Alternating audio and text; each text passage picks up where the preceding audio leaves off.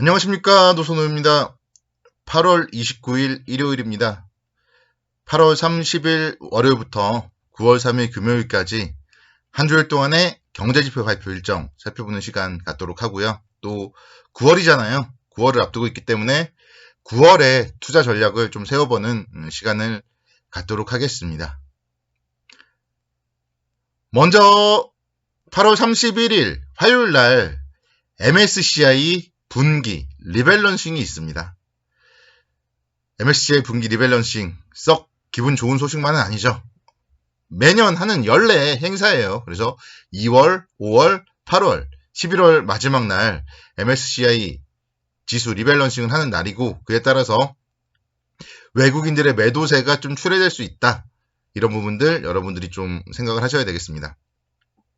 그래서 사실 내일 월요일 날 굳이 급하게 주식을 매수할 필요가 없다. 이렇게 말씀을 드리고 싶어요. 매수를 하고 싶으면 화요일 날 종가 부근이나 수요일 날 8월 수출입 지표 나오는 거 보고 좀 수출입 지표가 계속 긍정적으로 나온다면 그들 업종을 중심으로 해서 매수를 하는 게 어떨까? 뭐 그런 생각 가져봅니다. 월말 월초다 보니까 주요 경제 지표들 발표 상당히 많이 예정이 되어 있습니다. 그래서 글로벌 경기의 흐름 어떨지 미국과 중국의 경제지표의 흐름 좀 상당히 주목을 해서 살펴봐야 될 것 같아요. 화요일 날 이제 또 중국의 8월 제조업 PMI 발표가 있습니다. 중국의 제조업 PMI 발표와 함께 중국 시장이 움직이면은 우리 시장 영향을 받겠죠. 그래서 화요일 날 같은 경우는 사실 계속적으로 좀 지켜보면서 MSCI 분기 리밸런싱도 있는 날이니까 관망을 하는 게 좀 바람직하다. 이렇게 설명을 드릴 수 있겠고요. 일단은 제조업과 서비스업 PMI 지수가 하락세가 좀 예상이 됩니다. 정책 모멘텀 공백, 그에 따른 수요 부진, 그리고 코로나19 확산에 대한 우려, 원자재 가격 상승에 따른 비용 부담, 이런 부분들 때문에 중국의 경제 지표는 좀 좋지 못할 가능성이 많다. 이렇게 이제 분석이 되고 있기 때문에 시장이 썩 좋은 편만은 아니다. 이렇게 말씀드리겠고요. 다만 중국 같은 경우 이제 경제 지표들이 안 좋게 나오면은 이거를 이제 정부에서 용인하지 않아요. 그렇기 때문에 경기부양책 같은 게 나올 수도 있다. 그래서 추후에는 좀 긍정적인 모멘텀이 나타날 수도 있다. 이런 부분들은 긍정적으로 생각을 하면 좋을 것 같습니다. 미국에서는 9월 1일 날 ISM 제조업 지수 발표가 있고요. 9월 3일 날 8월 실업률 발표가 있습니다. 경제 지표들은 지금 계속 보면은 3분기 들어서 주춤하는 모습을 보이고 있거든요. 그래서 이번에도 마찬가지로 ISF 제조업 지수 좀 좋지 못할 가능성이 많습니다. 물론 기준점인 50은 넘을 가능성은 많은데요. 그래도 좀 과거에 비해서 꺾일 가능성이 있다. 이렇게 좀 말씀을 드릴 수가 있겠고, 고용지표 역시 좀 주목을 해봐야 돼요. 고용지표는 이제 수요일 날 ADP 취업자 변동도 있고, 또 금요일 날은 8월 실업률 발표가 있는데요. ADP 민간 고용자 수는 55만 명으로 전달에 33만 명보다 늘었을 걸로 예상이 되는데, 지난주 실업보험 청구자 수는 34만 7천 명으로 전주에 35만 3천 명보다 좀 줄었을 걸로 이렇게 예상이 되고 있습니다. 그래서 이런 부분들, 경제 지표들 계속적으로 체크를 해 보셔야 돼요. 그에 따라서 테이퍼링이라던가 금리 인상 어떻게 될지 여부에 이제 가름이 되겠죠. 국내 주식시장 9월 달의 전망 생각을 해보면요. 9월 달에도 여전히 박스권의 움직임 예상이 됩니다. 그래서 고점은 항상 그랬듯이 3,300선 정도. 그리고 저점은 희망상으로 200일선 좀 지켜줬으면 좋겠다. 이렇게 말씀을 드릴 수 있겠습니다. 그리고 그 중심선은 3,200선이 되겠죠. 그리고 지금 이제 3,200선이 21선 그리고 121선이 있기 때문에 3,200선을 넘는지 여부가 좀 상당히 중요하다고 볼 수 있겠습니다. 좀 긍정적으로 본다면은 좀 내일 좀 강하게 넘어졌으면 좋겠는데 사실 그건 너무 큰 꿈이죠. 그래서 주말 미국 시장 상승이라던가 또 주말 동안에 여계환율도 8원 정도 하락을 했기 때문에 내일 오전장에 좀 모멘텀이 붙어줘야 되는데 내일 오전장에 만약에 좀 모멘텀이 없다면은 화요일에 MSCI 분기 리밸런싱까지 해서 좀 오히려 좀 저점을 찍으면서 쌍바닥을 형성할 가능성이 더 높지 않냐, 그렇게 생각이 듭니다. 9월에도 사실 그러니까 녹록치만은 않아요. 국내적으로 봤을 때 계속적으로 지금 코로나 확진자 수도 많고, 뭐 국내적으로는 경제 회복이라던가 주가가 전고점을 강하게 넘어설 신고가를 낼 만한 그럴 요인 자체는 높지 않습니다. 다만 이제 4분기를 우리는 항상 기대를 하고 있죠.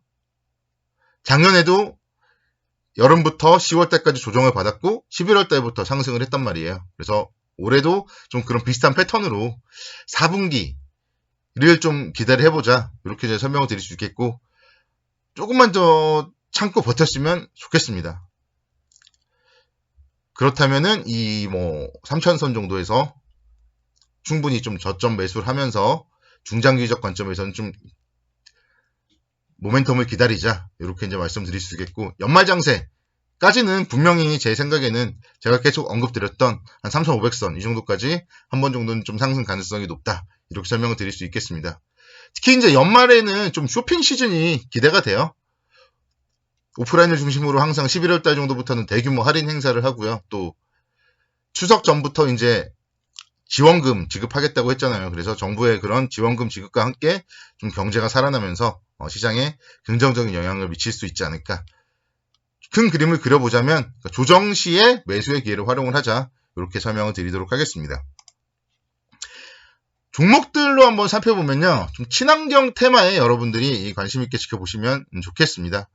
국내적으로 앞서서 살짝 언급을 안 드렸었는데 9월 1일 날 일진하이솔루스라는 기업이 신규 상장을 합니다. 이 기업이 이제 수소 관련된 기업이거든요. 그래서 공모 관련해서도 상당히 좀 많은 관심을 받았던 기업인데, 현대차 그룹의 수소 사업 발표가 9월 초에 예정이 되어 있어요. 그래서 수소 관련된 부분 상당히 좀 관심 있게 지켜보셔야 되고요. 미국에서도 바이든 행정부의 친환경 인프라 관련 투자 모멘텀이 본격화될 걸로 예상이 되고 있습니다.